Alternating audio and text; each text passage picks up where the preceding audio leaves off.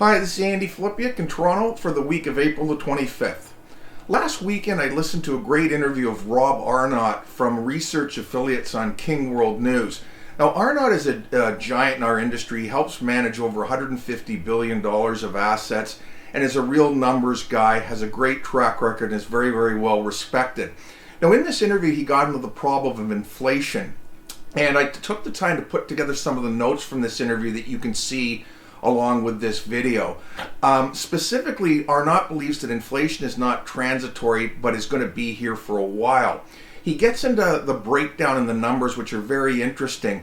Roughly 1/3 of the CPI numbers come from owner rent equivalent, which was substituted for housing prices back in the early 80s. But over the last 2 years, home prices in the US have gone up 32%, while rent equivalent's only up about 6%.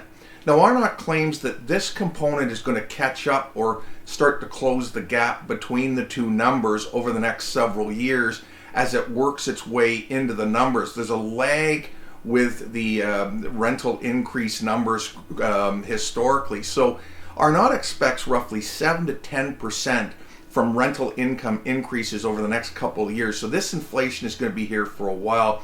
In fact, I heard yesterday on Bloomberg that apparently Manhattan high-end rental increases are now up 25% from a year ago as people move back to the city as COVID ends. So this is a real problem for the investment industry. And just to put things in simple terms, banks typically right now pay 2% on deposits. They lend money at 5 or 6%, which is about a 3 to 4% margin.